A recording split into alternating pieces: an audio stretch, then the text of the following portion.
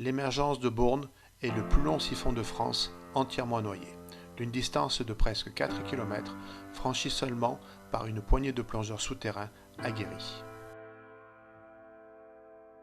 Une source captée qui déborde dans un canal lors de fortes pluies pour se jeter dans la Gervanne.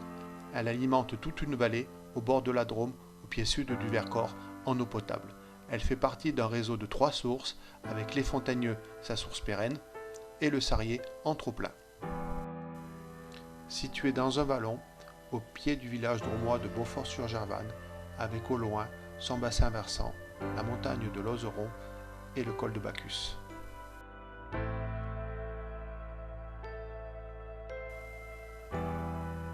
Bertrand Léger, plongeur spéléo-grenoblois, l'un des pionniers de la plongée souterraine moderne en France, a été l'un des premiers à s'intéresser à l'émergence de Bourne, voyant l'immense potentiel de ce réseau souterrain qui circule dans les veines de la Terre, titre de son film qui retrace son aventure dans ce lieu. Dans les années 70-80, le matériel de plongée qu'utilisait Bertrand était assez sommaire. Un bibouteille et un petit scooter sous-marin pour progresser contre un courant important qui sort au travers d'une fissure dans la roche. Des éclairages peu puissants qui n'éclairent que sur 2-3 mètres seulement. Un matériel rudimentaire issu de la plongée mer qui lui permit de progresser à l'intérieur de cette source souterraine sur 2300 mètres, un record mondial pour l'époque, afin de relever la topographie de la cavité à l'aide d'un compas pour la direction, d'un profondimètre pour la profondeur et la pente, ainsi que la distance par des étiquettes fixées sur le fil d'Ariane. Des données ainsi recueillies sont inscrites sur une plaquette pour leur traitement une fois sortis de l'eau. De nombreuses heures de plongée, avec à chaque fois de longs paliers de décompression réalisés à l'aide de bouteilles relais installées tout au long de son parcours par ses équipiers, notamment Jean-Luc Camus, Gérard Bugel, Daniel Andrès, Patrick Dupuy, Claude Albertini et Fredo Poggia. Au début des années 80, un nouveau plongeur, le Suisse Olivier Isler, s'intéresse à son tour à l'émergence de Bourne. Après 2 plongées d'exploration, il avouera par la suite que Bourne fut la plongée la plus difficile qu'il réalisa au cours de sa carrière. Il utilisera du matériel un peu plus moderne, un nouveau scooter sous-marin plus puissant avec une grande autonomie afin de lutter efficacement contre le courant. Il ne progressa que de 120 mètres supplémentaires au-delà du dernier terminus de Bertrand Léger. Une carrière qui l'amena à poser les bases de la plongée souterraine du futur, en développant dans les années 90 le premier recycleur redondant, lui permettant de réaliser de très grosses et longues plongées, ainsi qu'un double scooter pour la résurgence de la Doulcoli en Dordogne, cavité entièrement noyée sur plus de 7 km actuellement, dans laquelle aucune sortie n'a encore été trouvée. En 1988, le plongeur allemand Rohan Haselmayer, le père de la plongée souterraine moderne, fut mandaté par les responsables de la DDA afin de réaliser sur 1750 mètres une topographie précise du parcours souterrain de l'émergence de Bourne, un tracé dans lequel nous relèverons une erreur suite à nos travaux. Un an auparavant, le plongeur français Francis Le Guen fut sollicité par les futurs gestionnaires pour réaliser une opération de repérage du futur captage à l'aide d'une balise de radiolocalisation installée dans la cavité. Celle-ci émet un fort champ magnétique qui peut être repéré en surface au point vertical d'émission et ainsi déterminer un point de forage précis. Malheureusement, cette opération ne fut pas couronnée de succès et sera racontée dans un reportage diffusé dans le magazine d'aventure de TF1, Ushuaïa. À l'issue de ces différentes plongées d'exploration, de travail et d'études réalisées dans l'émergence de Bourne afin de pallier au manque d'eau potable que subit toute une vallée, une nouvelle aventure commence. Sous l'impulsion de Jacques Ravel, une solution est trouvée. En 1993, les travaux d'aménagement du futur captage commencent à l'entrée de la cavité. L'installation d'un bâtiment pour les pompes d'aspiration, le creusement d'un canal avec l'agrandissement du porche d'entrée de la grotte, pour la mise en place d'une conduite de 400 mm de diamètre par les plongeurs de la Société de travaux sous-marins drômoise Occan, dirigée par Pierre Grousset, un compagnon d'aventure de Bertrand Léger. La crépine d'aspiration, qui est immergée à 150 mètres de l'entrée, aspire l'eau sans besoin d'énergie, comme avec un siphon, en créant un vide d'air à l'intérieur de la conduite pour redescendre l'eau dans la vallée par gravité. jusqu'aux installations du syndicat mixte des eaux d'Aume-Gervanne à Mirabel et Blacon. L'eau ainsi jaillie et peut être consommée par 15 000 habitants répartis sur 7 communes. En 2003, une nouvelle aventure débute avec l'association Les Fils d'Ariane. En novembre 2002, une violente crue met à mal les installations. Il faut comprendre un peu mieux d'où vient toute cette eau pour préserver cette ressource. L'association, grâce à ses plongeurs expérimentés et les techniques de plongée qui ont bien évolué depuis 20 ans, en 3 explorations successives, franchit ce siphon de presque 4 km au-delà du terminus d'Olive-Isler à 2500 mètres. En 2005, Bourn devient le plus long siphon franchi en Europe. En 2007, Xavier fait appel aux plongeurs anglais Rick et John, à eux trois les plus grands spécialistes de plongée souterraine en Europe dans les années 2000, afin d'explorer la partie exondée après une plongée de presque 4 km qui se divise en 2 branches. À gauche, une galerie où coule une rivière souterraine, à droite, une galerie fossile. Ils porteront l'exploration de l'émergence de Bourn sur une distance supérieure à 5 km. En parallèle, nous réalisons une étude archéologique menée par Yves Billot. Nous trouverons des ossements, principalement d'animaux domestiques, datant de moins 10 000 à moins 8 000 ans, observation déjà réalisée par les plongeurs suisses d'Olive-Isler.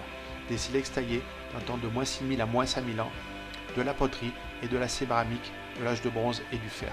Fouilles réalisées sur une distance de 400 mètres depuis l'entrée, se situant sous Beaufort-sur-Gervanne. Nous reprenons nos plongées en 2017 avec une nouvelle convention signée avec les gestionnaires.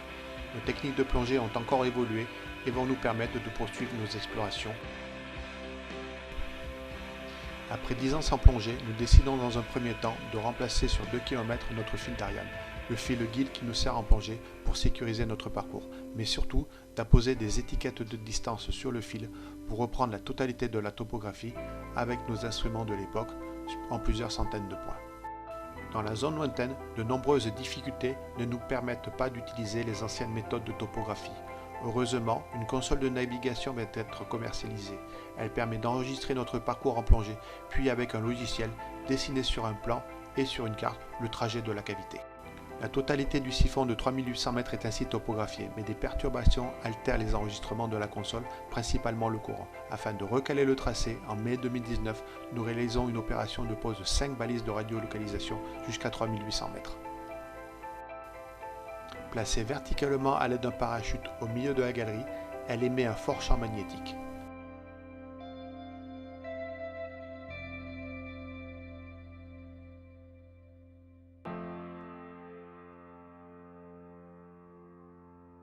En surface, sur le plateau, à l'aide d'une antenne, nous repérons ce signal émis par la balise en sous-sol, puis, par triangulation, nous arrivons à connaître le point exact d'émission. Ensuite, à l'aide de GPS, nous replaçons les 5 points localisés afin de recaler précisément le parcours souterrain de la source.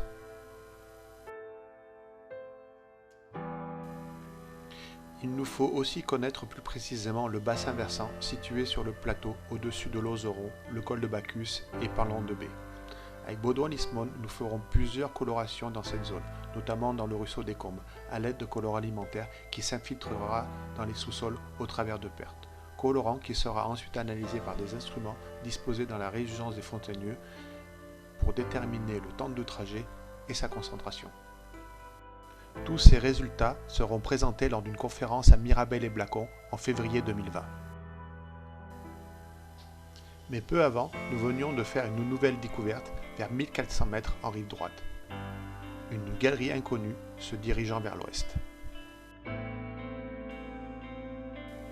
Une galerie plus intime où l'eau est souvent plus claire. Une question qu'il nous faut élucider en explorant ce nouveau réseau.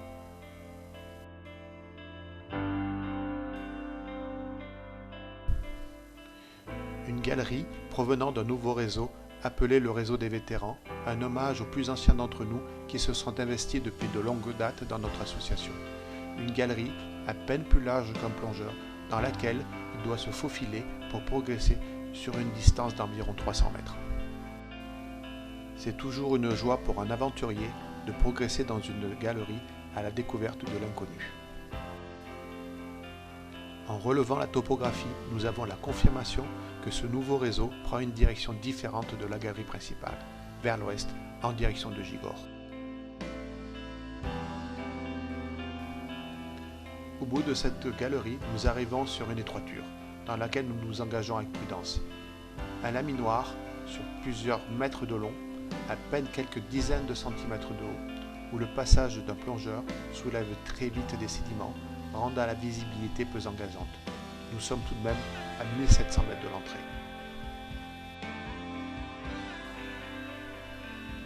Mais quelle ne fut pas notre surprise d'arriver dans un boyau plus confortable, et surtout un carrefour où partent 3 galeries avec des circulations d'eau complètement différentes, que nous appellerons le réseau des gamins par la jeunesse de ses découvreurs.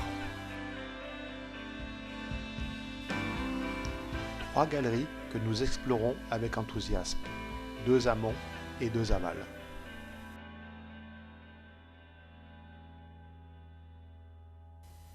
Le premier amont part vers le nord avec une qualité d'eau qui ressemble à celle de la galerie principale. Nous avons très vite la confirmation en faisant la jonction en bas de la salle Bertrand Léger à la cote 2250 mètres dans le réseau principal.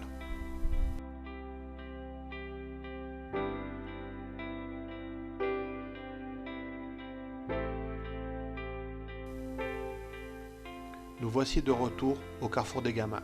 Nous prenons vers l'ouest en direction du second amont, une galerie toujours moins grande que le réseau principal, où le plongeur peut progresser sans trop de difficultés. L'eau est toujours aussi claire.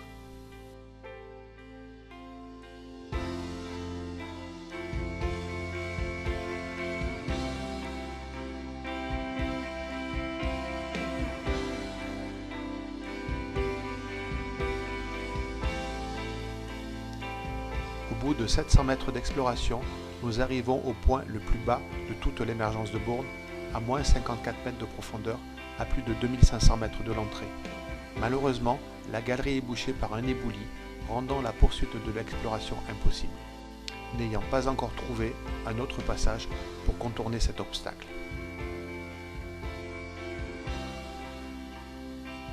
De retour une nouvelle fois au carrefour des gamins, nous prenons cette fois-ci la direction du sud, dans un aval.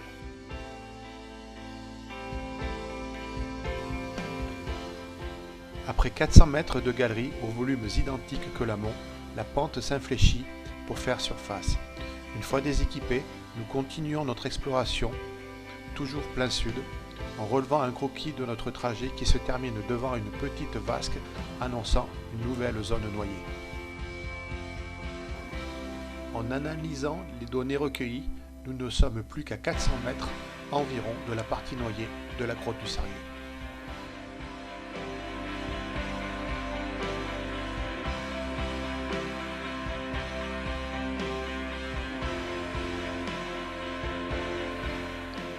Mais il reste encore un gros travail à faire, franchir une nouvelle fois les 3800 mètres du siphon de la galerie principale pour réaliser la topographie du réseau exondé. Nous utilisons maintenant des recycleurs comme appareil respiratoire qui nous permet d'avoir une autonomie presque illimitée, tracté par de puissants scooters sous-marins capables de franchir ce long siphon en moins d'1 heure 30.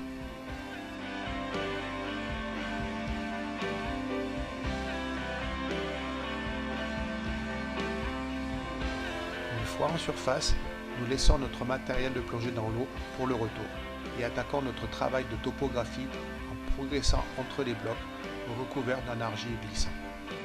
Les relevés sont réalisés à l'aide d'un mètre laser afin de prendre les mesures de largeur et de hauteur de la galerie, ainsi que la distance entre 2 points tout au long de notre parcours. Les données sont ensuite inscrites sur un carnet pour être traitées dans un logiciel de topographie. Les 2 branches sont topographiées, la partie où coule la rivière souterraine, ainsi que le commencement de la galerie fossile. Les relevés ainsi recueillis nous permettront de dessiner le plan de cette zone exondée au-delà du siphon de 3800 mètres qui a été franchi par seulement 9 plongeurs dans le monde. Tout ce travail afin d'apporter une connaissance plus importante des 7 km de galeries souterraines actuellement découvertes, composant le réseau complexe de l'émergence de Bourne, ici en jaune. Une fois le travail accompli, il est temps de rentrer. Toutes ces heures de plongée, réalisées par les membres de l'association Les Fils d'Ariane depuis tant d'années, avec le soutien de la FFE2SM et le syndicat mixte des eaux Drôme-Gervanne, dans un seul but, partager nos connaissances et nos découvertes, afin de préserver cette ressource alimenté chaque jour par les eaux de pluie qui s'infiltrent dans les roches perméables du bassin versant pour résurger au Fontagneux, à Bourne et le Sarrier.